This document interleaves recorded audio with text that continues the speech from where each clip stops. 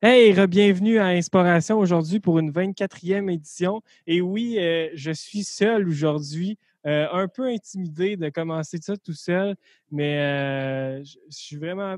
L'émotion qui m'habite en ce moment, c'est que je suis vraiment triste de ne pas faire ça avec Isaïe aujourd'hui. Isaïe a eu un empêchement là, de dernière seconde qui a fait qu'il ne pourra pas être avec moi aujourd'hui. C'est vraiment malheureux. C'est notre premier épisode depuis les 25, en incluant l'épisode 0 qui ne sera pas présent. Mais Isaïe sera de retour en force pour la 25e. Puis, où on vous réserve un très grand invité. Là, les discussions vont bien. On devrait l'avoir pour la semaine prochaine. Où que je pourrais jumeler une belle annonce personnelle là, par rapport un petit projet que je mijote depuis quelques temps. Donc, tout ça sera à l'épisode numéro 25 dans 2 semaines. C'est ça. Ça va être ça qui est ça. Sinon, juste avant de commencer, l'habitude, c'est Isaïe qui le plug, mais je vais le faire pour lui. Notre commanditaire de la semaine, Drummond Music, qui nous permet d'avoir une si belle voix dans vos oreilles. D'habitude, c'est Isaïe qui s'occupe de tout ce qui est technologie quand on enregistre. Là, c'est à mon tour. J'espère que je ferai honneur à Drummond Music, puis que je ne vais pas tout gâcher, ce beau setup qui nous donne pour enregistrer nos podcasts. Donc, allez les encourager. C'est une période pas facile pour une business d'événementiel comme eux. Donc, ils ont des super promotions. Allez les voir sur Facebook ou sur leur site web. Drummond Music à Drummondville, une excellente entreprise. On les remercie de nous encourager.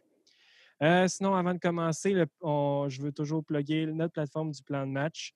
C'est au www.inspiration.com. C'est la version écrite de Inspiration. C'est là où 7 rédacteurs couvrent chacun leur sport. Personnellement, je couvre le tennis, Isaïe le basket. Sinon, on a Louis-David qui a commencé à écrire sur le hockey maintenant que la saison recommence. Donc, c'est sans plus tarder que je vais introduire un bon ami à moi que je connais depuis que je suis assez jeune. On s'est connus. C'est drôle parce qu'on avait toutes les raisons du monde de se connaître par le hockey, mais on s'est connus par l'entremise de nos sœurs. Donc, aujourd'hui, là, j'ai la fierté de recevoir au podcast le frère de l'invité de l'épisode numéro 7. Mais un humain à part entière n'est pas juste le frère d'un autre invité. Pierre-Luc Veillette, bienvenue à Inspiration.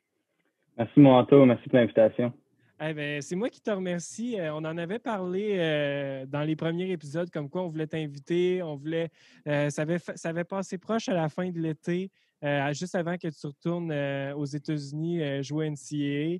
Finalement, ça n'avait pas donné parce que là, tu étais parti vraiment plus tôt que je pensais. Puis on avait des gens qu'on voulait plugger absolument à l'été. Donc, puis pas trop, on voulait pas trop rapprocher toi et ta sœur pour vraiment vous faire votre épisode chacun à vous, puis pas qu'on vous passe comme un duo et non chacun à part entière. Donc, je suis bien content. Je pense que le timing est parfait avec le retour de la LNH qui s'annonce pour demain.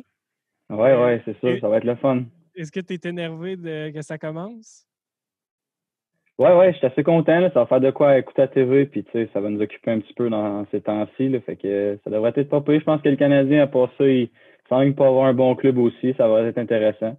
Oui, c'est des belles acquisitions qu'ils ont faites pendant le off-season.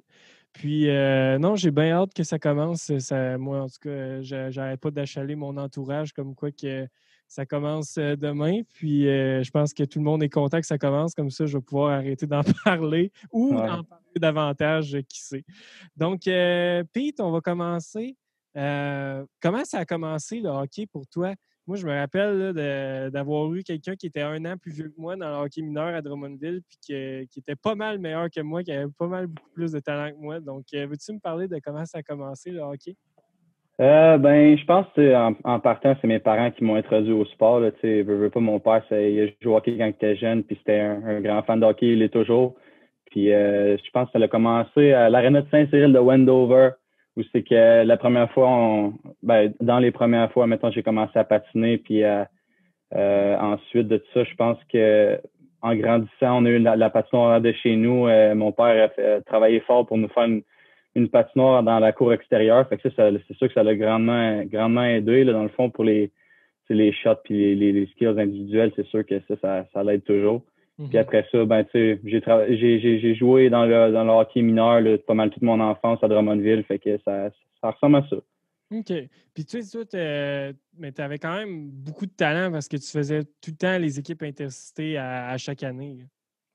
Ouais, ben j'ai commencé mes deux années novice, j'ai joué Novissa. Puis tu sais, je pense que en y pensant, Novissa, puis tu sais, j'ai joué mes 2 années aussi à Dorme 2B. La première année, c'était pas nécessairement facile de faire l'équipe. Tu sais, souvent, j'étais dans les derniers à être accepté dans l'équipe. Mais c'est souvent, je pense, c'est ça qui a fait de la différence aussi d'avoir un petit step pour l'année d'après, là, parce qu'après ça, tu sais, j'avais déjà une année d'expérience dans cette catégorie-là. Fait que je pense que ça l'a beaucoup aidé, là, mais tu sais, c'est ça, la première année, des fois, c'était pas toujours facile de faire partie de. Parce qu'il y avait des bons joueurs aussi quand on était jeune. Il y avait une Ouais. méchante bonne gang de bons joueurs. Oui, c'est ça. Tu sais, on avait un Alex Dosti qui joue présentement dans la Ligue américaine de hockey à San Diego. Tu sais, Ouais. on avait quand même des bons joueurs tu sais, qui n'ont peut-être pas tant percé que ça aujourd'hui que pour monsieur, madame, tout le monde, mais c'était des bons joueurs au Québec là, tu sais, par rapport aux autres. Là. Vous Ouais, avez, tu mais sais, hein, votre année, là, les 97, vous aviez toute une batch à Drummond. Là. ouais, on était une bonne gang de bons joueurs. Justement, Alex, c'était un des bons joueurs qu'on avait à Drummond. Tu avais Alexandre Cyr aussi, je me rappelle, qui était assez Ouais. fort à part ça. Là, tu sais, j'essaie de penser. C'est sûr que ça fait longtemps, Tu mais avais on avait une bonne. Olivier Desjardins qui a joué au moins 5 ans dans la Ligue junior majeure du Québec, là, je pense. Fait que, Ouais. tu sais, on Mais je avait. pense ouais, puis là, je pense qu'il joue universitaire aussi en ce moment. OK. Lui, il n'a pas fini encore. Là. Je pense qu'il joue à l'Université de Moncton, ou en tout cas, il a joué l'an passé ou l'année d'avant. Là, ça OK. fait. Mais c'est ça, ça a fait des petits cette année-là. Ouais, ouais. Ouais, on était une belle gang de 97, ça, c'est sûr. Puis là, toi, tu sais, comme j'ai dit, tu as fait les équipes intercités, mais souvent, tu sais, la première année, c'était peut-être un peu plus difficile parce que souvent, on te pluguait le bon vieux, tu es trop petit pour avoir du succès au hockey. Comment que tu as vécu avec ça quand tu étais jeune, de te faire dire ça par des gens, tu sais, qui étaient pas mal plus vieux que toi, puis qui te disaient comme quoi que tu devais pas, que tu n'allais pas percer? Ben, c'est sûr que, tu sais, mettons, se faire tout le temps dire la même raison pour se faire couper dans une équipe, comme un peu par après, c'est sûr que c'est tout le temps frustrant. À un certain point, tu sais, comme quand ça fait plusieurs fois que tu te le fais dire, tu essaies juste de, mettons, leur prouver le contraire, puis tout ça, puis tu essaies aussi de te le prouver à toi-même parce qu'à un certain point aussi, tu te dis, ah, ben là, je suis trop petit, tu sais, c'est comme une défaite puis une excuse. Mais dans le fond, on s'en sert pour comme travailler plus fort puis essayer de se servir de ça comme motivation. Je pense que Mhm. ça a été pas mal ça que j'ai fait là, tout au long de. Parce que tu sais, toute ma vie, en fin de compte, j'ai été petit. Là, j'étais encore tu sais, à Saint-Pierre-Neuf, je suis pas un gros bonhomme là, qui joue au Ouais. hockey encore. Fait que peu importe où j'ai passé, ben il a fallu que je me serve de mes atouts là, pour tu sais, comme mettons ma vitesse, là, puis tu sais, mettons mon talent pour essayer de m'en sortir. Parce que sinon, si je me juste que je revenais sur la raison que je suis trop petit, j'aurais jamais été nulle part, là, dans le fond, là, Ouais, je c'est pense. ça. Tu sais, moi, on me disait tout le temps que je n'étais pas assez vite, mais ça, c'était c'était plus difficile à travailler. Ouais, c'est sûr. Mais quand, c'est ça, mais tu sais, quand on est petit, comment qu'on deal avec ça dans le sens de comment tu faisais quand tu étais jeune concrètement pour travailler? Est-ce que tu t'entraînais plus? Est-ce que tu essayais, tu sais, tu disais tantôt que tu avais une patinoire derrière chez toi. Est-ce que tu t'entraînais plus au niveau habileté? C'est quoi tu faisais pour justement peut-être tu sais, être conscient que ta faiblesse restera probablement une faiblesse que tu ne contrôles pas, mais comment tu faisais pour améliorer tes forces qui étaient vraiment indéniables là, à ce moment-là? Ouais, mais quand j'étais plus jeune, je m'en rendais comme pas trop compte. Ça, c'était blessant sur le moment, tu sais, de se faire dire je suis trop petit. Puis, tu sais, dans le fond, je me ramassais. Tu sais, j'ai joué, mettons, j'étais allé au camp du Pee-Wee 2B, puis le coach m'avait coupé parce que j'étais trop petit. Tu sais, dans le fond, j'étais déçu, mais en même temps, je me ramassais Pee-Wee 2C, puis j'avais une très belle saison quand même. Fait que, Mhm. tu sais, puis à travers ça, ben, comme tu as dit, dans ma cour arrière, tu sais, on travaillait, puis j'avais ma soeur avec moi aussi pour qu'on s'amusait en arrière, puis on s'améliorait. Fait que, tu sais, on travaillait sur d'autres choses, puis en même temps, ben, en étant petit, je sais pas, tu sais, j'ai tout été assez rapide. Tu sais, j'ai pas eu nécessairement à travailler plus, mettons, cet aspect-là. Mais c'est sûr que, mettons, avoir une cour arrière, puis Mhm. se servir de ça comme motivation en arrière de la tête, là, je pense que ça l'a vraiment aidé aussi. Ouais. Tu sais, quand tu es arrivé, ça, j'essaie de faire ton parcours là, tu sais, dans l'ordre chronologique. Tu sais, quand tu es arrivé mi-jet, tu as été un des premiers qui a bénéficié de l'exemption de faire une deuxième année mi-jet espoir. Ouais. Euh, Est-ce que tu penses que cette décision-là, tu sais, parce que tu aurais eu le talent d'aller probablement mi-jet 3A, comment est-ce que tu penses que cette décision-là a eu une influence sur ton parcours aujourd'hui? Ouais, c'est sûr. Puis tu sais, en plus, quand j'étais midget 3, mettons le camp midget 3, j'y avais été. Puis je faisais l'équipe en fait, ils m'avaient accepté. Puis moi, dans le fond, ce que je voulais, c'était juste revenir midget espoir. Dans ma tête, je voulais juste aller comme faire ma deuxième saison avec le Canimex. Puis tu sais, j'avais le coach Pierre Bergeron, c'était un coach que j'ai beaucoup apprécié durant mon parcours. Là. Il m'a vraiment beaucoup aidé.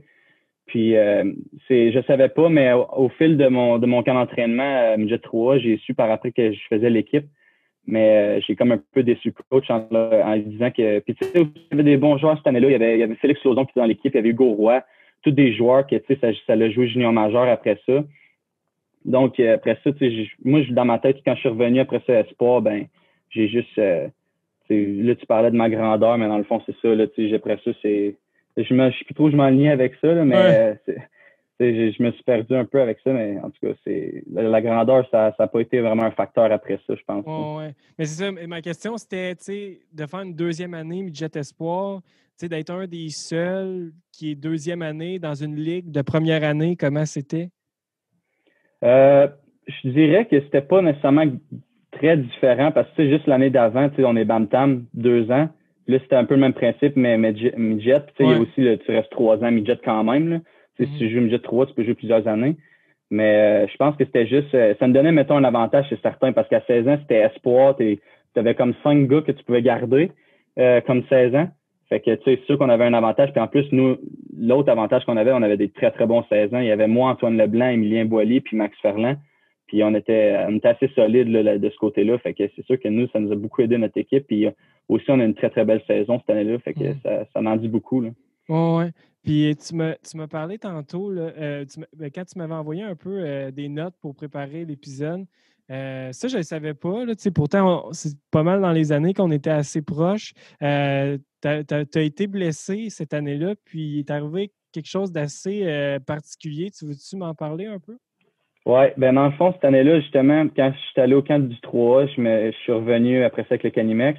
Puis peu après, j'ai été blessé, puis ça a été assez nébuleux. Je savais pas qu'est-ce que j'avais.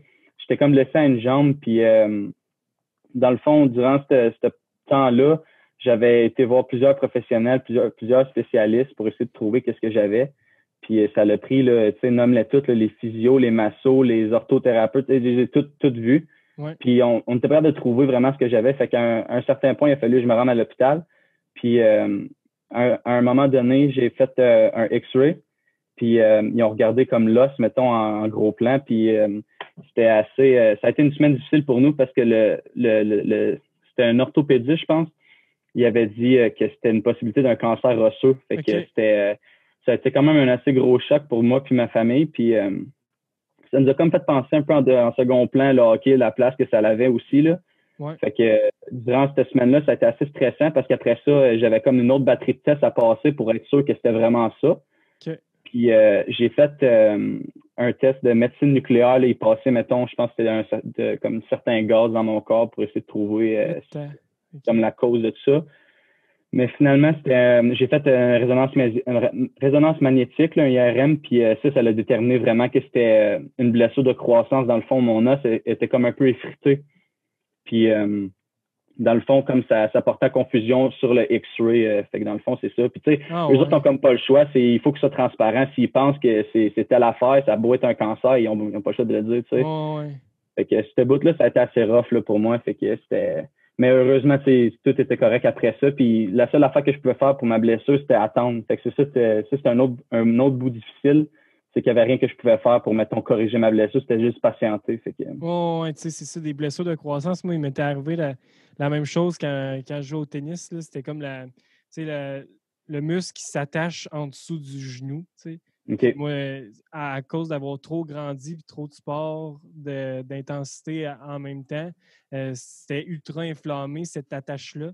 Puis, on m'avait dit que mon ostéopathe m'avait dit que si j'avais pas fait quelque chose, j'avais une possibilité de plus faire de sport de compétition. Là. Fait que, ça, c'est à 16 ans, là, comment tu avais dealé avec ça? Là, à un moment, parce que le hockey, moi, je te connais, puis à part depuis que tu joues au golf, le hockey, c'était la seule chose que tu mangeais 3 fois par jour. Ouais, non, mais c'est ça, tu sais, le hockey, c'était toute ma vie, puis tu sais, ça allait pas mal encore, là, en ce moment, fait que, tu sais, ça a été rough, mais, tu sais, c'est ça, là, tu sais, cette semaine-là, elle a été très, très difficile, là, Ouais. OK, c'était fait stressant. c'était une semaine que tu as Ouais, dû parce que, attendre. Hey, ouais, dans ça le a dû fond, être j'avais la comme des, semaine la plus longue de ta vie. ah ouais, c'était pas, moi, en tout cas, par expérience, mettons, si je suis stressé pendant un bout de temps, là, je me mets à saigner du nez, je sais pas Ah ouais. pourquoi, là. Puis Puis là, cette tu étais un semaine-là, j'ai saigné robinet. du nez. Ah ouais, je te dis, c'était incroyable. Mais non, c'est ça. Durant toute cette semaine-là, puis c'est ça, c'est parce qu'il y avait des tests comme je peux pas comme les passer tout en même temps. Là. Fait que OK. ça a comme duré une semaine de temps, puis comme à peu près vers la fin, là, c'est ça. Hey, Là, après d'une semaine, ils m'ont dit que j'étais correct. Là, fait que, au moins, ça a viré du bon bord. ah Tabarnak. ouais, ça aurait pu. Non, c'est ça. Je suis bien content que ça n'ait pas Là, été ça parce que. tu as pu terminer cette année-là de hockey. Ouais, OK. dans le fond, je suis revenu, tu sais, moi, c'était ça, là, tout ce laps de temps-là, c'était comme du mois de septembre au mois de janvier à peu près. Puis ça a été comme un gros 4-5 mois. Puis ensuite de ça, là, c'est ça, je me suis, quand que j'étais complètement rétabli, je suis revenu jouer au hockey, puis tout ça. Puis on a eu une très, très belle saison Ouais. après ça. Là, tu sais, on a gagné le tournoi des 4 champions. On a été jusqu'au bout des séries, puis on a gagné la Coupe Dodge cette année-là aussi. Fait que au moins, j'ai OK. comme pas complètement gaspillé mon année. J'ai juste, mettons, vraiment, je pense que j'ai joué comme 5 games dans la saison. Là. Fait que, Ah ouais. ouais. Puis OK. en plus de ça aussi, après ça, j'ai été capable de me faire recruter avec le cégep de Sorel-Tracy. Fait que ça a été Ouais. encore mieux parce que ça m'a permis de savoir que je joue aussi l'année d'après. Fait que, Ouais. Justement, parle-moi ça, tu sais, du cégep de Sorel, les Rebelles. J'ai toujours trouvé ça fascinant comme nom.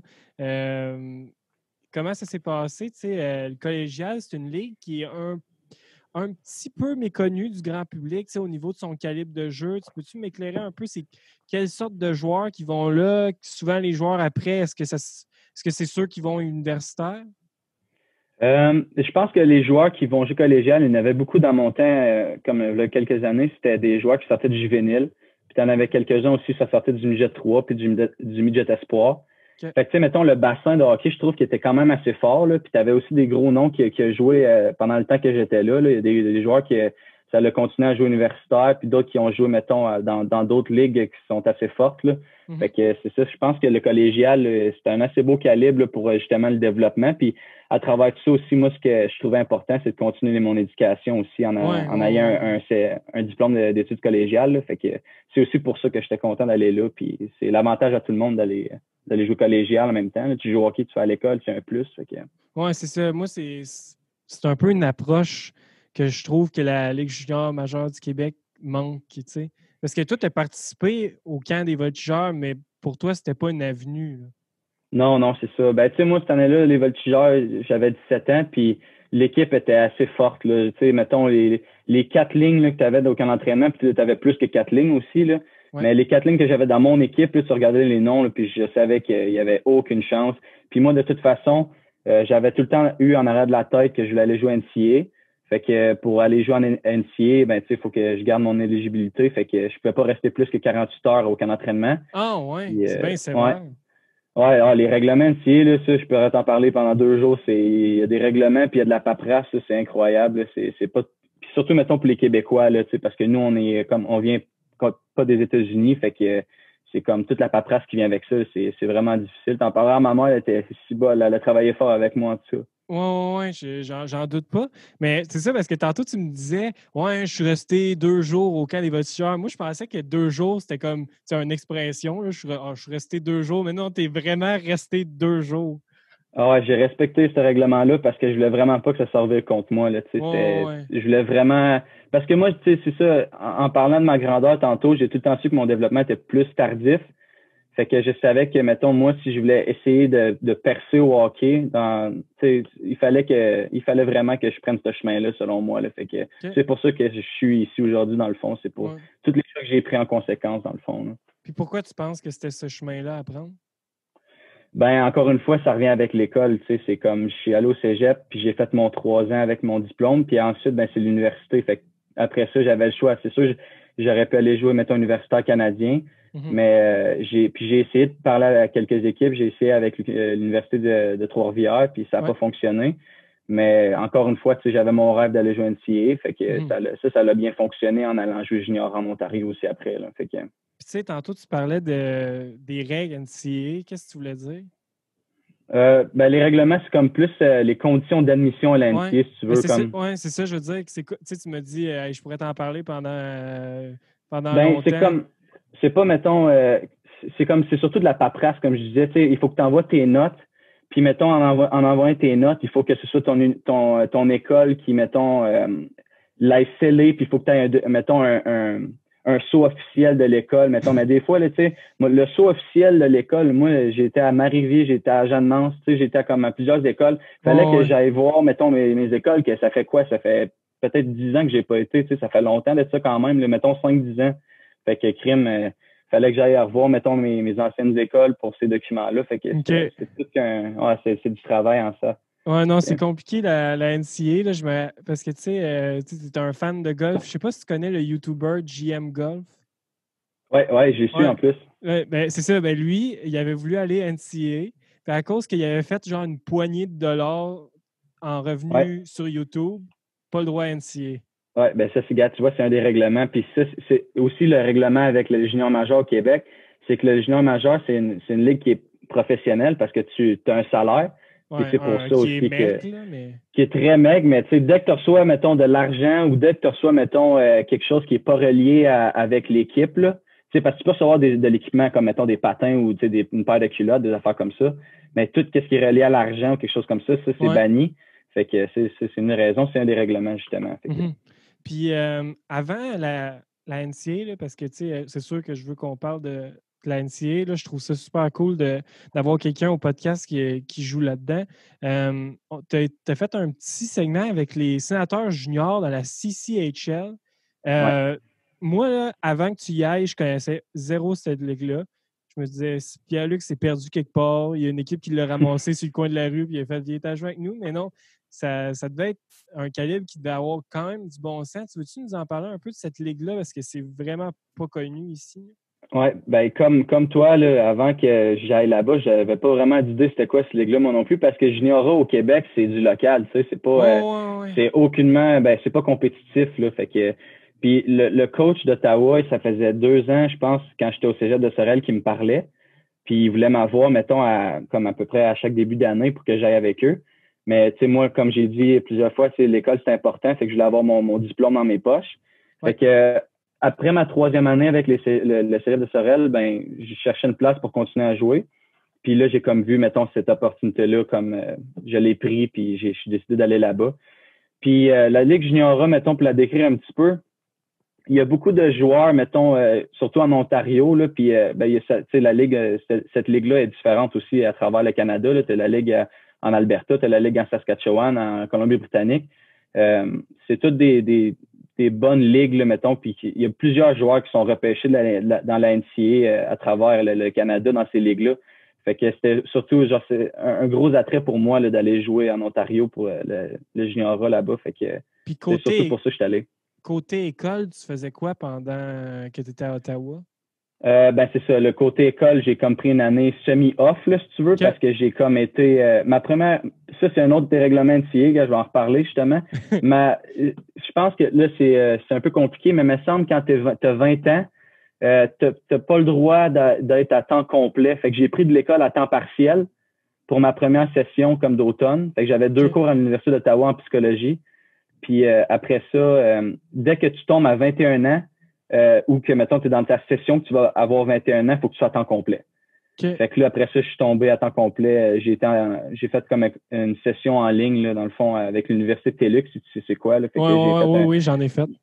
Ouais, ben c'est ça. Fait que j'ai fait mes cours en psycho là-dessus. Puis c'est ça. Ça a été plate un peu pour ce côté-là. Là. L'école, ça m'a pris un coup cette année-là, mais ça m'a vraiment permis après ça de me faire voir côté hockey. Fait que Mhm. Fait que là, arrivons-en au côté NCA. ouais. Comment ça s'est passé, tout ce recrutement-là? Parce que moi, pour l'avoir un peu vu de près là, avec l'invité de l'épisode 13 ou 14, Louis-Philippe Hamel, Mhm. ou même en tout cas, peu importe, je me mélange dans les nombres d'épisodes. Mais c'est ça, Louis-Philippe Hamel, qui est un de mes bons amis, qui est allé aux États-Unis, Marc-Olivier Tourigny, Jérôme Desrosiers, tous des gars qui ont joué au tennis aux États-Unis, qui ont joué avec moi sport-études à Drummondville. Tout le processus d'embauche NCAA était lourd et compliqué. Comment ça s'est passé tout de ton côté au hockey? Est-ce que tu as tout fait ça de ton côté avec tes parents ou il y a des gens qui t'ont aidé? Ouais, ben c'est ça. Là, comme je te disais, c'était compliqué. Ben c'est exactement un peu le même principe pour moi. Ça a été compliqué comme ça. Côté hockey, c'est pas si difficile. C'est comme plus l'admission à l'école. Là. Fait que c'est ça, toute la paperasse qu'il faut que tu fasses. Ça a pris beaucoup de temps. Même que, mettons, quand je suis arrivé ma première année, 2 semaines avant la saison, je n'étais pas encore éligible à jouer parce que j'avais pas tous mes documents officiels de rentrée Okay. et tout ça. Fait que mon coach était en train de stresser parce que là, c'est ça, il disait Crème, il faudrait que tu finisses ça parce que là, t'es supposé être dans le line-up, mettons, là. Fait que si tu veux jouer, il faut que tu t'occupes de ça. Fait que, mais gars, tu vois comment c'est compliqué. Je suis même pas le seul. En plus, ça arrive dans d'autres sports. Fait que tu vois comment c'est compliqué pour nous. Mais comment ça s'est passé, au niveau est-ce que tu avais plusieurs universités qui t'avaient approché? Moi, dans le fond, j'ai eu comme un bon début de saison avec les sénateurs là-bas. Fait que ça m'a permis d'aller jouer un showcase qui était à Trenton, en Ontario. Puis, dans le fond, c'était comme, je pense, tous les meilleurs 20 ans qui n'étaient pas draftés, je pense, qui étaient là où tu avais plusieurs... Qui n'étaient pas draftés LNH? Draftés junior, me semble. Okay. Ouais, en tout cas, c'était un des drafts, un ou l'autre, là. Puis, j'avais été là-bas, puis ça avait super bien été. Dans le fond, j'avais connu un très, très bon tournoi. J'étais sur la même ligne avec Matthew Barnaby. Je ne sais pas si tu connais le père, tu dois le connaître peut-être. Ouais, moi, je connais le père. Ouais, bon. Ben, moi, j'ai joué avec son fils. Okay. Dans la même ligne, puis je jouais avec mon centre qui joue avec moi à Ottawa. Okay. Puis c'est ça, j'ai connu un très, très bon tournoi. Puis, tu sais, mettons, de ce moment-là jusqu'à avant le début de la saison, plusieurs équipes Division 3 me parlaient. Fait que, tu sais, j'étais comme... Puis durant ce tournoi-là, il y a plusieurs scouts qui sont venus me voir, puis ils me disaient, OK, est-ce que tu serais intéressé Division 3? Tu sais, Division 3, mettons, c'est pas juste le calibre qui est moins fort que la Division 1, mais c'est aussi que ça coûte très cher. Ils donnent pas de bourse athlétique quand tu vas Division 3. Les bourses sont pour l'école. Ouais, c'est ça. Fait que tu sais, tu peux aller jouer pour une bonne université, pour une très bonne équipe de hockey, parce qu'il y en a des équipes qui sont très fortes aussi Division 3, mais tu t'arrives puis il faut que tu payes 30 000 par année. Tu sais, je veux bien, mais moi, cet argent-là, je l'ai pas. Fait que c'était comme pas envisageable de mon côté, là. Mm-hmm. Fait que puis pour continuer avec ça, dans le fond, moi, quand j'étais là-bas, j'ai vu, mettons, mon coach adjoint qui en ce moment, là, il est venu me voir, puis au début, tu sais, je m'attendais à ce que ce soit encore une équipe Division 3 qui vienne me parler, mais finalement, celle-là, c'était la première équipe Division 1 qui m'avait parlé. Okay. Fait que c'est ça, dans le fond, quand il m'a parlé, il m'a dit, il m'a donné plus d'informations, puis après ça, il m'a dit, dans une semaine, je te rappelle, je vais parler de ça avec mon coach en chef, puis je te donne les news. Puis une semaine après exactement, il m'a appelé, puis il m'a dit, c'est tel, mettons, les informations pour ton scholarship. Puis après ça, ils m'ont donné 2 jours pour... 2 jours, c'est assez rapide là, quand il faut que tu prennes une décision comme ça. Fait que j'ai pris 2 jours, puis j'ai accepté l'offre. Dans le fond, j'ai pas perdu de temps parce que dans le fond, c'était mon rêve. Fait que j'étais content là, avec ça. OK. Puis là, tu sais, je pense que tu as eu une belle saison. Là, moi, j'ai vu tes stories à l'aréna des Red Wings, là, le Little Caesars Arena. Ouais. Ça, comment c'était de jouer dans un aréna de la LNH? Ah, c'était incroyable. Pour vrai, là, tu rentres dans l'aréna, puis tu sais, c'est flambant neuf en plus, cet aréna-là. Ouais. C'est pas tu le vois vieux Joe Louis. Là. Non, c'est ça. Tu vois, là, tu rentres là-dedans, puis c'est comme... Tu vois comment que les joueurs de la Ligue nationale sont bien traités. Là. Tu vois en bas, là, surtout les coulisses en bas, puis les chambres de hockey, là, c'est comme... Ça n'a juste pas de sens. C'est tout flambant neuf. Puis tu vois que ils sont juste bien traités, puis ils ont la belle vie. Là, c'est comme... T'as des lounges en bas avec des télés, puis c'est comme les sections VIP, puis c'est juste fou raide, sérieux. Puis toi, c'est dans quel contexte que tu pouvais jouer à cette arène-là? Dans le fond, les équipes NCAA, c'est tout le temps de faire un tournoi dans le temps des fêtes, mettons, c'est tout le temps des tournois différents. Puis le tournoi que nous, on est allé, c'est un tournoi qu'à chaque année, c'est Michigan State, puis Michigan Tech, je pense qu'ils vont là, à chaque année. Puis nous, dans le fond, puis ils invitent tout le temps une équipe, à chaque année, une équipe différente. Fait que, dans le fond, on était l'équipe invitée, puis on est allé là cette année-là. Fait que c'est pour ça. Puis en plus, on l'a gagné. C'était la première fois, je pense, dans l'histoire de notre équipe qu'on avait gagné ce tournoi-là. Fait que c'est sérieux, ça doit être ton plus beau souvenir de hockey, ça, d'être champion dans un aréna de la LNH? Ouais, c'est sûr. T'sais, mettons, plus que je suis rendu loin dans mon parcours de hockey, ben plus que quand tu gagnes quelque chose, c'est quelque chose de grandiose. Fait que Ouais, c'est sûr que ouais, ouais. ça va être dans mes plus beaux souvenirs à vie, c'est sûr. Y avait-tu beaucoup de gens dans les estrades? Ah, c'était plein. Oh, Je pourrais te ouais. montrer des photos, là, c'était plein. Mettons, OK, tu avais la section en bas, là, puis tu avais comme la deuxième section aussi. En haut, il y avait personne, c'était barré, mais Ouais. tout le reste, c'était plein. Ah, ouais, fait que t'évalues à combien de gens qu'il y avait? Ouf, ben, OK, Dix mettons, je mille, sais pas mettons? combien. Ah, il doit y avoir proche de 10 000, à peu près, ouais, ça, Tabac. facilement. Puis c'est-tu. Facilement. Puis il y a combien de partisans à vos matchs locaux, vous, à Lake Superior State? Nous autres, ça dépend contre qui on joue, je te dirais, c'est parce que il y a des grosses équipes qui viennent jouer, ça attire plus de monde. Puis si on joue contre une moins bonne équipe, c'est sûr qu'il y a moins de monde qui viennent. Mais tu sais, on est une arena qui peut accueillir 4000 spectateurs, puis on est facilement capable d'en rentrer tout le temps à la moitié à chaque match. OK. Fait qu'on est tout le temps un bon 2000, 2500. Puis en plus de ça, notre arena, comment elle est faite, c'est comme, ça fait le tour, là, les estrades, mais Ouais. tout ça, mais c'est comme assez petit quand même. Fait que l'ambiance, c'est juste le fun. Quand tu scores un but, là, le monde, tu sais, ça se lève, puis OK. t'as l'impression qu'il y a plus que 2000, 2500. Là. Puis, mais à 10 000, ça devait être fou. Ça, c'était quelque chose, ouais. C'était vraiment nice. T'as-tu eu la Surtout, chance de scorer devant 10 000? non, j'ai pas scoré ce tournoi-là. Je pense que j'ai fini le tournoi avec peut-être 2 points, 3 points, OK. pas plus, mais c'était, tu sais, freshman aussi, première année, Ouais, ouais, tu sais, ouais. jouer, c'est pas, mettons, mettons, j'étais sur la troisième ligne peut-être, mais jouer avec des bons joueurs quand même, là. Mais c'est ça, là, mais c'était juste l'expérience en tant que telle, c'était vraiment incroyable pour vrai. C'est fou, pour vrai. Avec moi, 10 000, là, c'est comme, tu sais, toi, tu as vécu le tournoi Pee-Wee de Québec. Est-ce que c'était plus ou moins? Ah, c'était moins, là, c'est sûr. En tout cas, là, c'est sûr que ça fait pas mal plus longtemps, là, de ça, mais remarque que nous, on avait joué contre les mini-remparts de Québec, là, cette année-là, fait que, tu sais, en jouant contre l'équipe haute, Ouais. si je me rappelle bien, il y avait à peu près 5000 personnes, mettons, durant le match qu'on avait joué. OK. Mais ça fait trop longtemps, là, c'est ça. OK. OK. Puis là, tu sais, la NCAA Division 1, on entend plein d'affaires. C'est meilleur que la Ligue junior, c'est moins bon. Ouais. Là, Pierre-Luc, aujourd'hui, là, c'est toi qui viens nous dire c'est quoi la vraie affaire par rapport à la NCAA. Ben, mettons, c'est sûr que chaque opinion est bonne. Tu sais, veux pas, dans les deux ligues, tu sais, t'as des bons joueurs, puis t'as des joueurs qui vont sortir, qui vont jouer Ligue nationale quand même. Là. Ça Mhm. change pas. Mais la différence, c'est que, mettons, junior, les joueurs, ils sont âgés entre de 16 à 20 ans. Puis là, puis NCAA, mettons, nous autres, c'est de 18 à 24, 25. Là. Fait que, tu sais, nous autres, mettons, en temps normal, là, les joueurs sont plus matures, sont plus gros, tu sais, c'est des adultes vraiment. Ouais. Là. Junior, mettons, là, les jeunes là-dedans, ça a 16 ans, puis tu sais, il y en a qui n'ont pas fini de grandir du tout, puis ils commencent à grandir certains, là, tu sais. Mais le niveau de talent, tu sais, mettons, là, tu regardes les équipes là, comme Wisconsin, puis Michigan, puis ces gros clubs-là, là, tu sais, ces joueurs-là, c'est fort en cibole, pour vrai, là, c'est incroyable comment c'est bon le hockey qui joue. Mais ça enlève rien aux juniors majeurs qu'il y a des bons joueurs aussi qui passent à chaque année. Là, Ouais. Anthony Bouli, il passe, puis il est aussi bon dans la nationale. S'il avait été joué NCAA, il aurait été aussi bon aussi. Mais la grosse différence, c'est l'âge. Puis c'est pour ça que c'est dur à comparer tout le temps. Puis c'est une grosse comparaison qu'on parle souvent dans les médias. C'est l'âge aussi là, que c'est dur à comparer. Là. Mhm. Puis, ouais, c'est ça.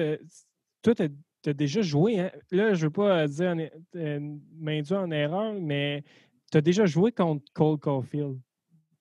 Ouais, j'ai joué contre Cole Caulfield, mais c'était lui, dans le fond, là, il jouait pas NCAA dans ce temps-là parce qu'il jouait à Wisconsin, mais il jouait pour l'équipe nationale U18 américaine. Ouais, c'est ça. Fait que tu avais joué contre genre Jack Hughes. J'ai pas joué contre Jack Hughes. Il était dans cette équipe-là, mais lui, il était parti au championnat mondial quand que OK. j'avais joué contre eux. Fait qu'il y avait Mais Turcotte. j'ai joué contre lui. J'ai joué contre Zegras. J'ai joué contre lui. Zegras, hey, moi, pour vrai, il Ah, m'a tellement me épaté. semble, me semble, j'ai joué contre lui. Attends, là, j'ai comme dit ça, puis c'est vrai, à ta peu. Il me semble, il est plus jeune que moi, là. Mais non, à ta peu, je suis pas sûr si j'ai joué contre lui. Mais je suis certain à 100% que j'ai joué contre Caulfield. Ça, OK. c'est sûr. Turcotte, j'ai joué contre lui. J'ai joué contre Thomas Bordelot. Mais il me OK. semble que j'ai joué contre Zegras aussi parce qu'on a joué contre eux l'an passé. Fait que je serais Ouais. pas surpris là, que j'aille jouer. Là. C'est juste que, mettons, à ce moment-là, j'avais pas pris la peine de regarder, là, mais ouais. Puis, au moment que tu avais joué contre tous ces gars-là, étaient-tu repêchés en Ligue nationale? Non. Il y en avait qui étaient repêchés, me semble, mais je pense que c'était en bas de 18 ans. Fait que... Ouais, c'était la batch à Zegras qui était repêchée. Je sais Attends, pas. je suis pas sûr, par exemple. Je pense. J'essaie juste de faire runner le computer Ouais, dans moi ma avec. tête. Parce que Caulfield, il a été repêché. Ouais, moi, non, Caulfield, d'après moi, il l'a Non, même année non, que il était pas Zegras. repêché, non. Ouais, Non, c'est dans le ça. fond, les gars étaient tous pas. Excuse, je me suis trompé parce que les joueurs étaient tous commit NCAA, mais n'étaient pas repêchés. C'est ça qui est Ouais, arrivé. c'est ça, exact, c'est ça. Puis, Parce que tu sais, le programme américain, il signe tous les joueurs NCAA. Toute la gang au complet, ça signe NCAA quasiment. Puis après ça, ils sont repêchés, là, c'est ça. cette année-là, là, c'est peut-être la meilleure année de l'histoire du programme américain. Là. Je pense que les gars du programme américain avaient tous pris une photo de tous ceux qui avaient été repêchés en première ronde cette année-là, puis ça n'avait aucun bon sens. Là. Juste en tête là, qui me vient, j'ai Turcotte, Jack Hughes, Caulfield. Zegras, À moins que c'était pas la Caulfield. même année, ouais. Non, c'est la même année. Spencer Knight, le goaler. Ouais. Tous ceux-là, là, ils ont tous été repêchés en première ronde. Puis il m'en échappe plein. Là. Moi, je parle des 15 premiers, mais tous ceux qui ont été repêchés de 15 à 30, là, il y en a d'autres. Là. Fait que, Ouais, il y en a d'autres. ça devait être une expérience de jouer contre cette équipe-là.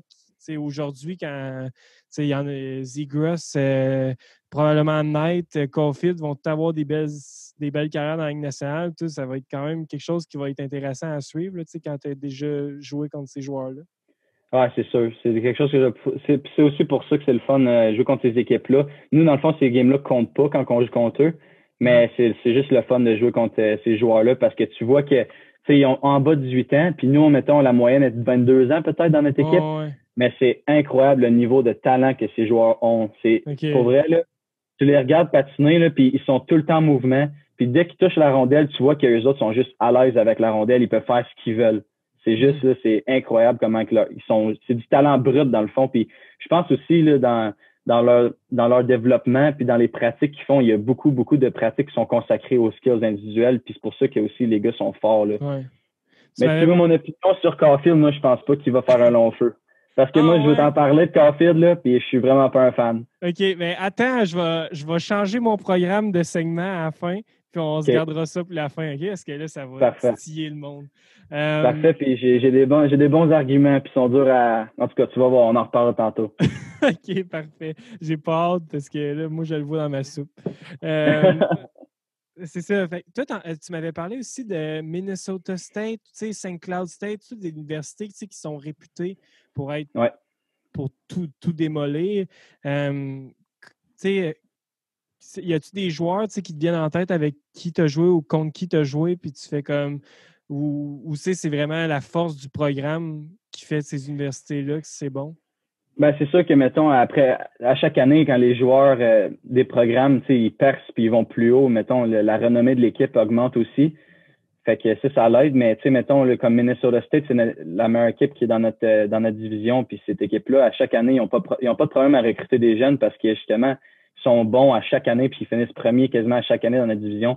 Cette équipe-là, ils sont vraiment forts. Justement, on va les affronter en fin de semaine. Ça risque d'être un bon match, 2 bons matchs, là.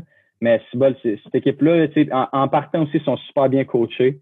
Le coach, il a coaché l'équipe nationale de U18 justement l'année passée, pas cette année, l'année passée. Mike Hastings. Puis les joueurs là-dedans, c'est tous des joueurs qui sont gros, qui sont rapides, puis qui savent jouer au hockey. La protection de rondelles, ils sont sur une coche sur tout le monde. C'est vraiment un bon club. Puis leur arme fatale, c'est de loin leur power play. Les gars, c'est tous des gars offensifs qui sont capables de scorer. Fait que tu veux comme pas pogner de pénalité contre ces équipes-là parce que justement, ils sont capables de te faire mal rendu là. Ouais. Puis là, tu sais, la fin va approcher un jour pour toi du côté NCAA. C'est quoi la suite pour Pierre-Luc Veillette? Ben là, en ce moment, avec la pandémie, c'est sûr que c'est vraiment pas facile de se faire voir parce qu'en ce moment, il y a comme rien qui se passe. Nous, on a la chance de jouer, mais en ce moment, la Ligue américaine, ça va repartir tranquillement, la East Coast aussi.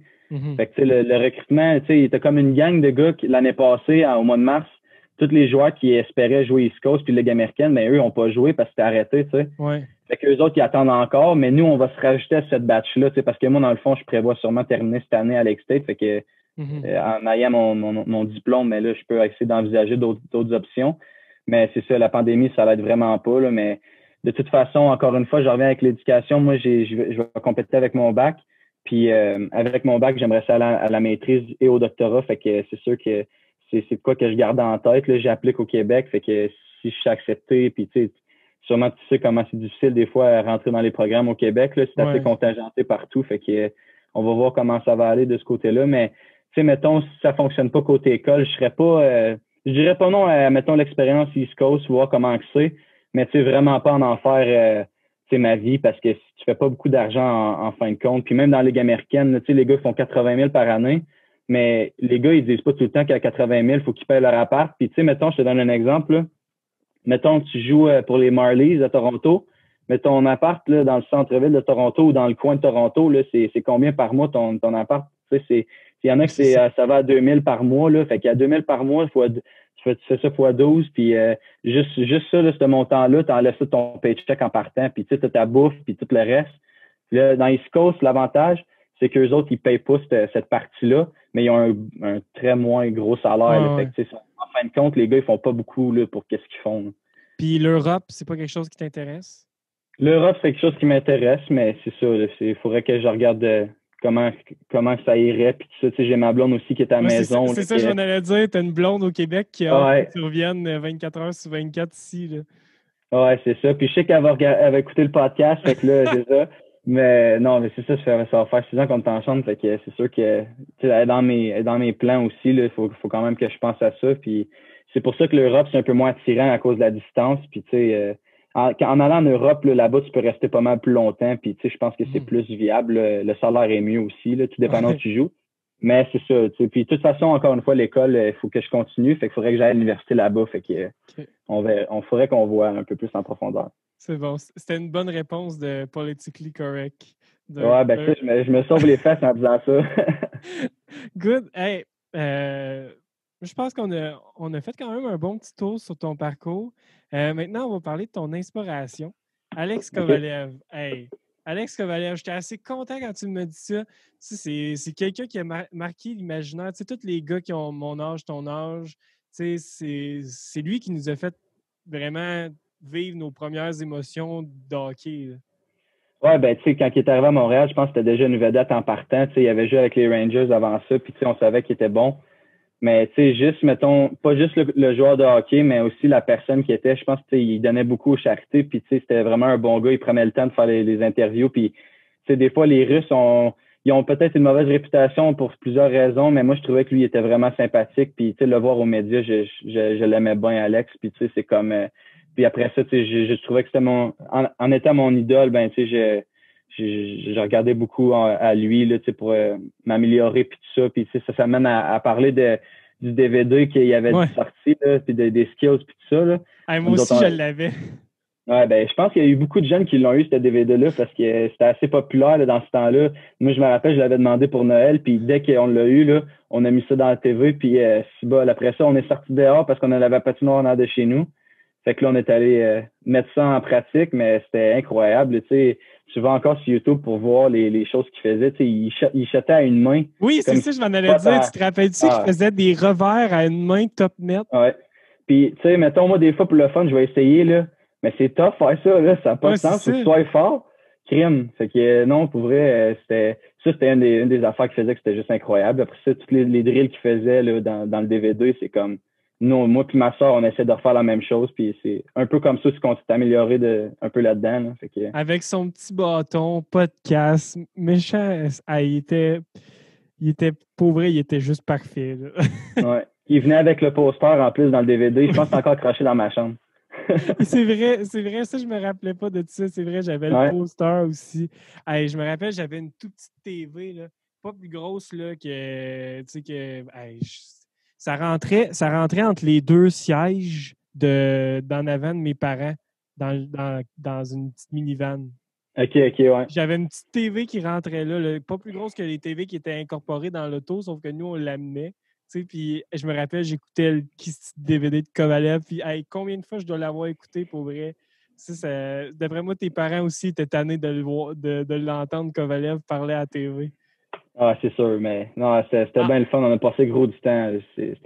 Ça nous a beaucoup aidé pour notre développement. En plus, ta sœur qui qui est aussi maniaque de hockey que toi. Fait que vous deviez, tu sais, build up les deux ensemble, de faire des pratiques ensemble puis d'essayer ces affaires qu'il faisait dans le DVD. Ouais, ben c'est ça. Avec la passion en arrière, puis tous les deux, on est compétitifs. Fait qu'après ça, on cherchait des idées pour faire des drills. Ben, gars, on savait où chercher, on allait là-dedans. Puis après ça, ben, on faisait des jeux, puis on s'amusait. Puis on a passé des heures en tas sa passion en arrière, ça, c'est sûr. Puis pourquoi lui plus qu'un autre? Pourquoi c'est lui que tu viens me parler aujourd'hui, puis pas, mettons, Koivu ou pas, Carey Price ou un autre joueur qui a marqué un peu l'imaginaire des jeunes à la fin des années 2000? Ben, c'est sûr que, mettons, moi, je me suis pas limité à un seul idole. J'ai comme tout le temps aimé aussi Martin Saint-Louis à cause de sa grandeur aussi. Ouais. Ça, c'était une des raisons. J'ai aimé aussi Brian Giunta aussi pour sa grandeur, puis parce qu'il était capitaine un peu aussi par après avec avec le Canadien, excuse-moi. Ouais. Puis, mais Alex, ça a été juste, mettons, aussi, comme j'ai dit, hors glace, je trouvais qu'il était... parce qu'il y a un segment aussi du DVD, il me semble qu'il y a un segment hors glace qui parle un petit peu avec un journaliste. Puis c'est là un peu que j'ai comme plus appris sur lui. Puis j'ai vraiment aimé ce côté-là de lui-même, là. Pas juste le joueur de hockey, mais Alex Kovalev en tant que personne. C'est ça, puis tu sais, lui, il s'impliquait avec les enfants et tout ça à Montréal. Ouais. Fait que ça faisait de lui, ça faisait que, tu sais, c'était quelqu'un qui se traînait, tu sais, on va pas se le cacher, là. C'était quelqu'un qui se traînait les pieds une game sur deux, mais ça y rendait un autre côté attachant que pas tous les Russes font à Montréal. Tu sais, c'est plate d'avoir cette généralisation-là, mais il y a plusieurs Russes qui, au lieu de s'impliquer au niveau des enfants, se sont impliqués au niveau des bars à Montréal. Tu sais. Ouais, c'est ça. Les autres, ils ont donné leur argent là à la place. Je suis pas sûr que la cause est aussi noble, mais bon. Non. C'est ça. Sinon, j'avais noté là, comme quoi que. Je ne sais pas si tu te rappelles de Kovalev. Il y avait eu une des dernières saisons à Montréal. Il l'avait envoyé à la maison pendant. Il l'avait forcé là, à rater des matchs pendant comme, je pense, mettons, du lundi au vendredi. Puis il était revenu le samedi. Là, puis je n'avais jamais vu back-checker un gars de même dans ma vie. Là. Ah ouais? Non, je me rappelle pas de ça. Oui, c'est ça, c'est peut-être mon petit problème mental, là, mais moi, je me rappelle vraiment d'avoir vu Kovalev, là, qui avait été vraiment renvoyé par le Canadien à la maison parce que là, ça ne marchait pas. Il y avait vraiment trop de matchs qui se traînaient les pieds, tout ça. Quand il était revenu, il avait fait deux passes, comme il aurait fait à tous les matchs s'il se donnait. Là, ce gars-là, tu me contrediras si tu trouves que j'ai tort, mais s'il avait eu le cœur à l'ouvrage pendant 82 parties, mettons, même pas comme un Gallagher, mais juste comme quelqu'un qui donne son 100%, c'est comme mettons un Philippe Danault, ben pour vrai, ce gars-là aurait fait des saisons de 100 points. Ouais, c'est sûr. Il fiait gros sur son talent, je pense aussi. Ouais. Ça, c'était le côté un peu négatif de lui. Mais c'est ça, là, à part ça, c'était un excellent joueur de hockey. Moi, ce que je me rappelle de lui, par exemple, c'est même pas avec le Canadien, c'était le chiffre de 5 minutes qu'il a fait. Ça, tu te rappelles-tu de ça? Il a fait un chiffre de 5 minutes parce que je pense que justement, il restait trop longtemps sur la glace. Le coach l'a laissé sur la glace. Finalement, il score un but. Ah ouais, mais non, mais c'est ce gars-là. Tu sais, le but, tu te rappelles aussi le but avec podcast? Oui, ça, je me rappelle, c'est sûr. Ça mettait encore plus. Ça. Mais ça, est-ce que c'est ton meilleur souvenir d'Alex Kovalev, ça, le but podcast? Ouais, c'est sûr que ça fait partie de ça, ouais. C'est Alex, quand il avait scoré podcast, puis après ça, je pense qu'il avec ses cheveux dans le vent, là, ça, c'était marquant pas mal. Ah non, c'est fou comment ce gars-là, tu sais, a eu un impact. Il marquait vraiment l'imaginaire. Tu sais, il a eu une saison de 83 points. L'année que le Canadien avait terminé premier dans l'association de l'Est, avait été éliminé malheureusement par les Flyers en deuxième ronde. Si ma mémoire me fait pas de défaut. Ce gars-là, il n'a pas été longtemps avec le Canadien. Il a été là, je ne veux pas te dire en erreur. Il a été là, je pense, 3-4 ans ou 4-5 ans, mais ça semble pas plus que ça. C'est ça. Mais nous, on a l'impression, les jeunes de il a joué toute sa carrière. C'est ça. Ouais. On a l'impression qu'il a fait 10 ans, genre. Ça va, je vais y arriver, là. Mais ouais, non, c'est ça qui est spécial. Tu sais, je me rappelle le trio avec Plekanec puis André Kostin, là, lui qui est justement un de ceux qui a mis son argent ailleurs que dans les fondations. Là. Ouais, puis lui, il était pas mal là où je trouvais. C'est ça, mais quand cette ligne-là se décidait à jouer, là, ça faisait vraiment. C'est ça, bon, je l'ai. Une. Même pas ça, c'est une demi-saison. Fait que 1, 2, 3, 4. Fait que c'est 4 saisons et demie. Ouais, c'est ça. Hey, 4-5 ans. Tu demandes ça aux gens, mettons. Là. Tu t'en vas, tu fais un vox pop d'amateur de hockey, tu dis Alexis Kovalev a joué combien de saisons dans la Ligue nationale? Combien de saisons avec le Canadien? 5 saisons ou moins. 5 saisons plus ou moins, c'est sûr que tout le monde te répond plus. Ouais, presque, ouais. Ça a comparé plus longtemps pour nous autres. Mais il a joué beaucoup plus de saisons ailleurs qu'avec le Canadien aussi. Il a joué longtemps avec les Rangers, son début, je pense. Oui, c'est ça. Je vais aller regarder. Oui, c'est ça. Il a joué 3, 4, 5, 6, 7 saisons avec les Rangers. Après 1, 2, 3, 4, 5 saisons avec les Pingouins. 2 saisons avec les Rangers. Ah, les Pingouins, c'est vrai. Après, puis c'est ça. Après, il est venu avec les Canadiens. 2 saisons avec Ottawa. Ben, 1 saison et demie après Pittsburgh, Floride. Puis après, c'était dans la Ligue de Suisse.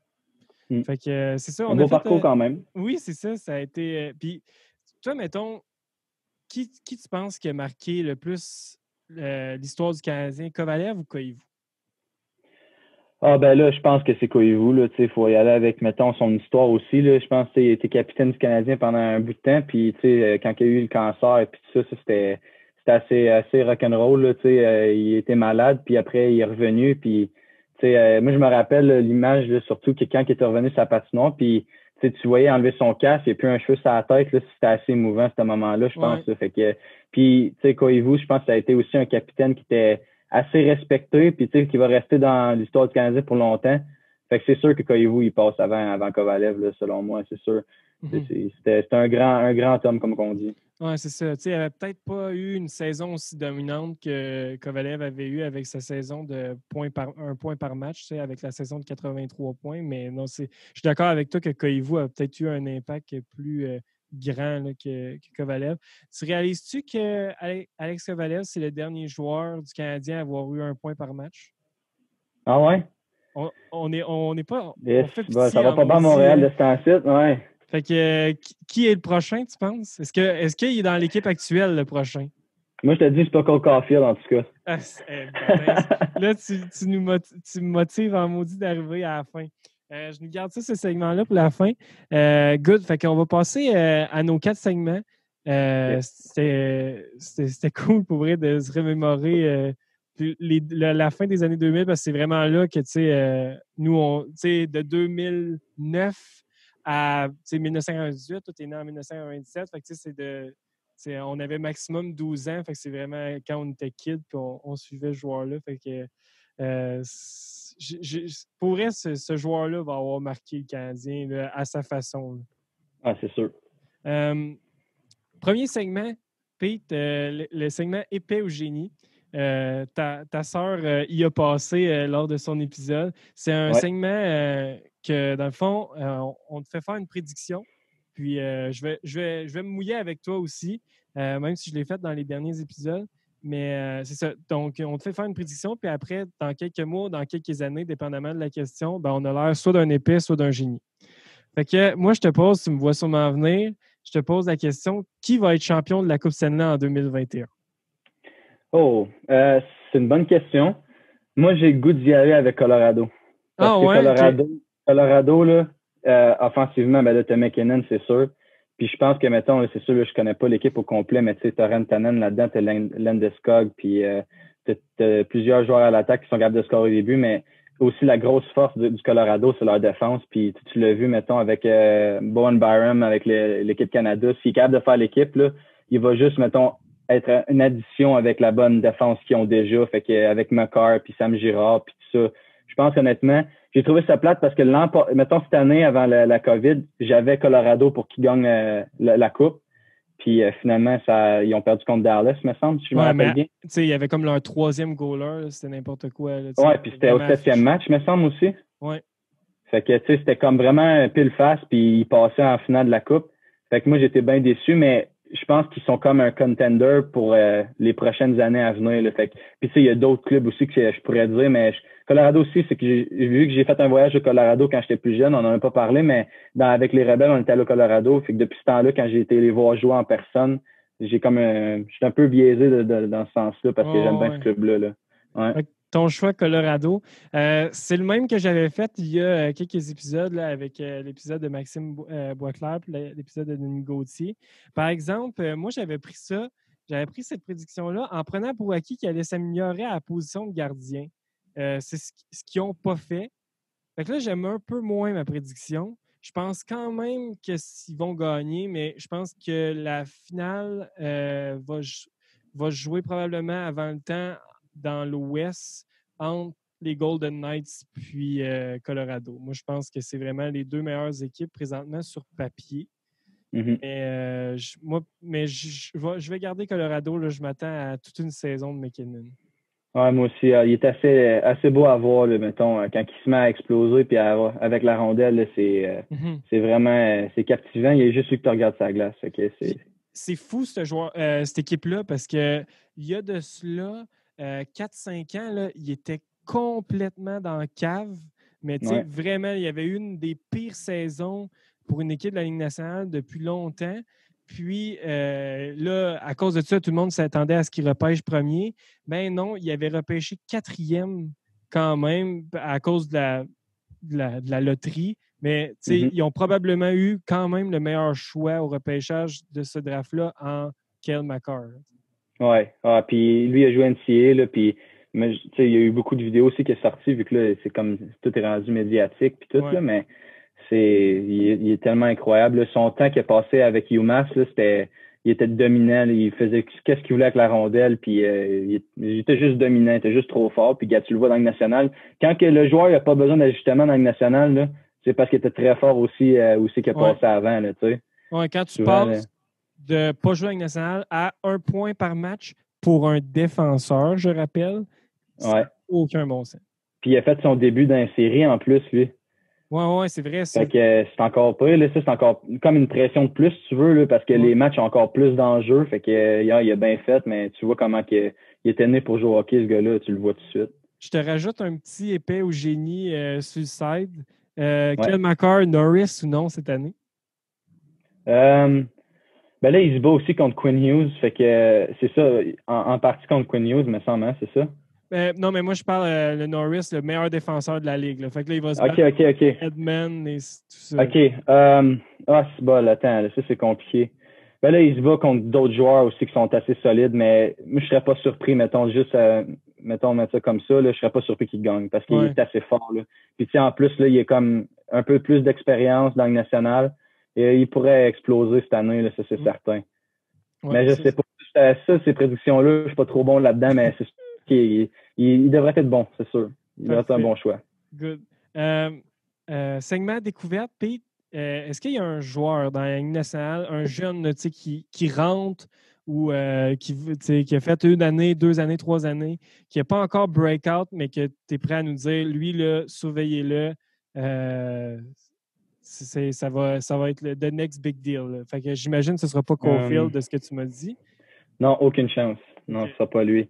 Mais dans le fond, il faut que ce soit un gars qui soit dans la Ligue nationale déjà ou qui aspire. Peu importe, nos règles sont lousses. Moi, dans le fond, je vais comme te surprendre avec un choix qui me fait penser. Là. Dans le fond, je t'ai parlé de Minnesota State, qui ont des bonnes équipes à chaque année. Puis un des joueurs qui est là-dedans qu'il faudrait que tu regardes, mettons, pour les prochaines années, c'est Mark McKellis qui s'appelle. Okay. C'est un Allemand. Puis lui, il a joué, mettons, ses 4 années là-bas à Minnesota State.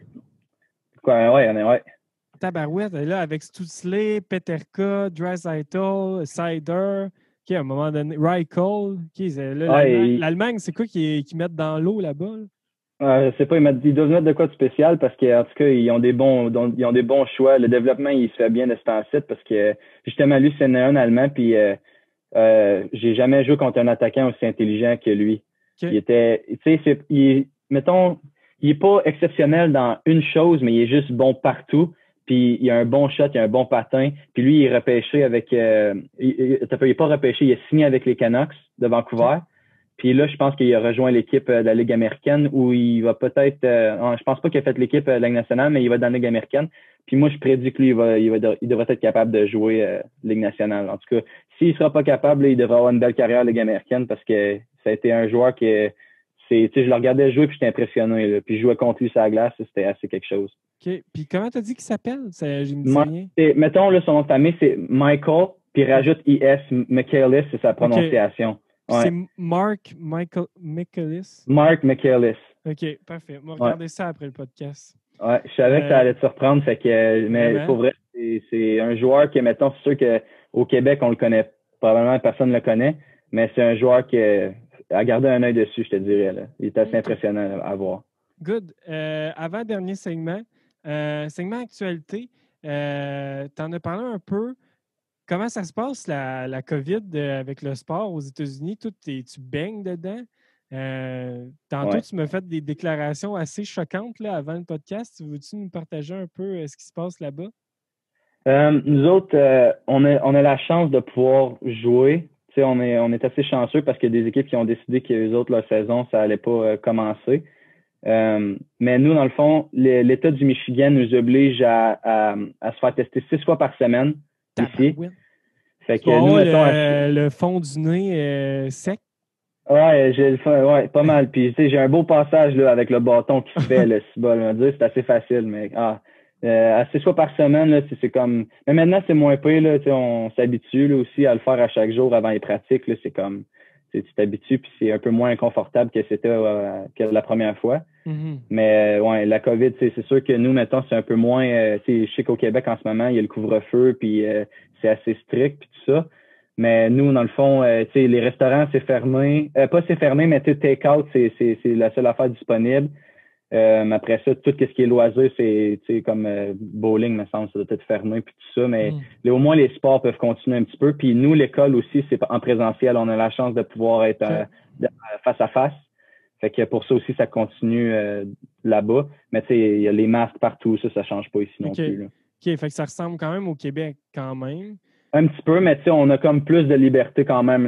C'est une petite affaire de plus. Juste les sports continuent ici, fait que c'est ça qui est le fun. Là. Mais quand tu me parlais là, des autres États, là. Ouais, les autres États, ben là, gars, ça c'est. Tu le vois aussi avec quand TVA poste de quoi, la Floride ou la Californie, là, tu sais, c'est comme.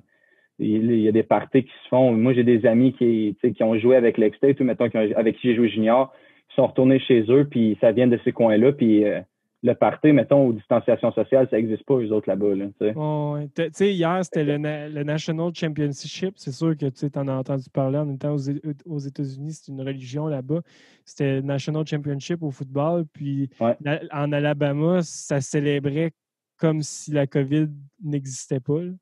Ben, en partant, eux autres, en plus, il y avait du monde dans le stade aussi. Ouais, c'est ça. À Alabama, là, il y avait gros du monde qui était dans le stade. Je l'ai regardé un petit peu le match hier, là, puis il y avait quand même pas mal de monde. Mais c'est ça, en Alabama, c'est justement une des places que c'est les moins peu, si tu veux, côté règlement contre la COVID. Fait que le monde, il s'en fout pas mal dans ce coin-là. C'est un peu plate pour tout le monde qui essaie de faire des efforts aussi. Là. C'est ça le bout de plate, mais qu'est-ce que tu veux? Ils sont au bord de la frontière puis on n'a pas vraiment le contrôle là-dessus. Là. Ouais. Good. Fait qu'on arrive finalement au fameux segment. J'ai vraiment hâte d'en parler avec toi. Fait que là, qu'est-ce que tu penses de Cole Caulfield? OK, bon. Premièrement, je vais commencer en disant que j'enlèverai jamais son talent offensif. C'est sûr que c'est un très, très bon joueur, il a un très bon lancer, puis tu sais, il a des bonnes mains aussi, une bonne vision du jeu. Tu sais, côté offensif, là, il excelle là-dedans, puis c'est ça qui fait sa grande force. L'autre côté, par exemple, que les gens ne semblent pas, mettons, remarquer plus qu'il faut, c'est que son côté défensif, il fait pitié, là, c'est incroyable. Moi, je regarde plusieurs des matchs parce que j'ai accès aux matchs, mettons, à travers la NCA sur un compte, mettons, c'est Floor Hockey que ça s'appelle, là.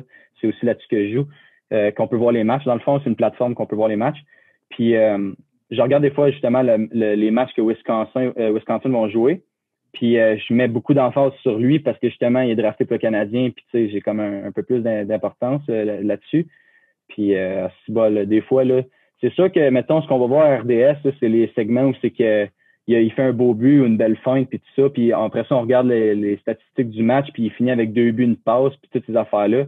Mais ils diront jamais le nombre de turnovers qu'il a fait, puis le nombre de fly, nous on appelle ça flyby en anglais, c'est comme, tu sais, il faut qu'il y ait, mettons, un défenseur, il faut qu'il aille dessus, mais finalement, à place de freiner pour revenir dans sa zone, ben, il va tourner une grosse loop, tu sais, puis il va prendre, mettons, 5 secondes de plus pour revenir dans sa zone. Fait que, tu sais, mettons, le côté défensif, il l'a pas en tout, là, vraiment pas. Fait que moi, c'est ce que je trouve que ça lui donne pas beaucoup d'avantages ça lui donne pas beaucoup de chance à percer, parce que si tu es dans le national, là, je suis désolé, il faut que tu joues défensif, là, tu sais. Ovechkin, là, mettons, il a un bon lancer, mais mettons, oui, tu le verras pas en deep play, ces affaires-là, mais tu sais, dans sa zone, il va faire la job quand même, là. Tu sais, si tu prends la peine de juste regarder lui, il va faire sa partie de la job, mais Caulfield, mettons, le nombre de turnovers qu'il fait, là, c'est épouvantable. Puis tu sais, souvent, là, ça donne à des 2 contre 1, des 3 contre 2, puis back-checker, c'est pas dans ses, comment dire, mettons. Dans sa nature. Pas dans sa nature, c'est ça. Fait que, mais c'est ça, faut que tu vois un match, mettons, au complet pour comprendre qu'est-ce que. Parce que moi, mettons, l'ANSI, ces matchs-là, je les vois, là. Fait que c'est comme. Pour moi, c'est plus évident que, mettons, juste monsieur, madame, tout le monde qui regarde ça à la TV, puis il dit, ah, c'est bon, il a fait un beau but, lui, puis tout, puis il a l'air bon, puis. J'attaquerai même pas sa grandeur parce que je pense que c'est plus vraiment une excuse maintenant. Il y a beaucoup de joueurs qui sont petits, qui jouent dans la nationale, mais c'est juste son côté défensif, il fait pitié. Fait que c'est pour ça que je pense pas qu'il va faire la Ligue nationale. S'il fait la Ligue nationale, moi, je pense qu'il va rester peut-être pour un bout de temps, mais il va falloir qu'il aille améliorer son côté défensif, c'est sûr. Fait que si au moins le Canadien peut mettre l'emphase là-dessus, écoute, là, après ça, ben, ça va être juste un plus pour le Canadien s'il peut être bon défensivement parce qu'il y a tout qu'un lancer, puis ça, c'est vrai. Fait que, Puis, mais tu sais, au moins, selon moi, le côté défensif, s'il y a bien quelque chose qui s'apprend dans le hockey, c'est bien ça. ah ouais, de plus en plus, à Star, crème, les joueurs sont tous rendus intelligents offensivement. Là, tu sais, maintenant, là, c'est comme il faut que tu sois à l'aise de te rendre, mettons, au fond de mettons, en bas de ta zone. Là, tu sais, c'est comme le hockey est tellement évolué que les défenseurs maintenant sont rendus aussi actifs qu'un attaquant, quasiment. Fait que tu sais, des fois, si t'es pas alerte là, dans ta zone, ben, c'est pas long que ça cause une erreur ou mettons le joueur va avoir un peu plus de temps et d'espace, fait que ça cause des buts. Mais c'est ça. Quand tu vois des matchs, mettons un match complet, puis tu mets l'emphase à juste le regarder lui, il y a autre chose en bout de ligne là, que juste scorer des buts puis une belle feuille de match là, en fin de match, tu sais. OK, good. Mais je suis content que tu as été honnête, puis on va pouvoir voir dans quelques années là, si tu auras eu raison. Ouais, puis peut-être qu'il va passer pour un fou aussi, c'est bien correct, mais moi, c'est ce que je vois en ce moment. OK, good. Hey, on va arrêter ça là-dessus, Pete. Hey, merci pour vrai, ça a été super le fun. Moi, je redécouvre des chums quand j'ai des gars comme toi qui viennent au podcast. Puis pour vrai, ça a été vraiment le fun. J'espère que tu as aimé ça. Pour moi, là, pour vrai, ça a été super cool de revisiter ton parcours. Ça faisait longtemps que je voulais avoir quelqu'un à NCA. Ça faisait longtemps que je voulais avoir toi au podcast. Fait que non, mais hey, merci d'être venu. Non, ben merci à toi, c'était vraiment le fun. Puis ça fait du bien aussi de pouvoir se reparler. On n'a pas la chance de se voir beaucoup, fait que Ouais. c'est bien plaisant. Je te C'est ça. remercie. Ça fait plaisir. Puis pour vrai, tu sais, suivez Pierre-Luc, il y a eu un article dans le journal de Drummondville, l'Express, sur lui. Oui, c'est un excellent joueur de hockey, mais c'est un excellent joueur de golf aussi. Donc, Pierre-Luc a tous les talents. En espérant que ça puisse aussi se concrétiser là, académiquement parlant au doctorat en psychologie pour toi. Pour vrai, je te souhaite vraiment le meilleur. Avant de finir, je replug le commanditaire Drummond Music. Merci d'être là à chaque épisode, de nous fournir ces micros-là. J'espère que quand l'épisode va être lancé, tout va être correct côté technologie. Sinon, blâmez-moi, puis réclamez Isaïe de retour. Sinon, merci Isaïe, mon chum, d'être encore là à mes côtés. Non, pour vrai, ça a été pas. Isaïe aurait sûrement eu des super questions pour toi, Pierre-Luc. Non, la 25e, Isaïe va être de retour. Je vous le promets. On a vraiment essayé de toutes les façons. Là, on était rendu là, à faire un podcast juste audio, même pas sans se voir la face moi, avec Pierre-Luc, pour permettre à Isaïe d'être là. Mais à un moment donné, on s'est juste résigné à faire le podcast à 1v1 comme ça. Malheureusement, mais inquiétez-vous pas, Isaïe sera de retour au prochain épisode. Sinon, www.inspiration.com. N'hésitez pas à aller là. Des articles à chaque semaine. Souvent, il y en a de tous les sports, de tous les goûts. Si jamais vous êtes spécialiste d'un sport, vous voulez vous impliquer, n'hésitez pas, lâchez-nous un petit message. Puis c'est sûr qu'on va prendre votre candidature en considération. Sinon, là, Instagram, Facebook, Twitter, on est partout. Vous pouvez nous suivre là. Sinon, YouTube, iTunes, Spotify, vous pouvez nous écouter là sur toutes les plateformes de streaming. Isaïe va faire, ce sera un plaisir pour lui de déposer ça partout à chaque 2 semaines. Donc, en mon nom, malheureusement, pas au nom d'Isaïe aujourd'hui, mais quand même là, de toute l'équipe d'Inspiration, on vous dit merci. Un gros merci à toi, Pierre-Luc, puis on vous dit à dans 2 semaines pour un prochain concept d'Inspiration.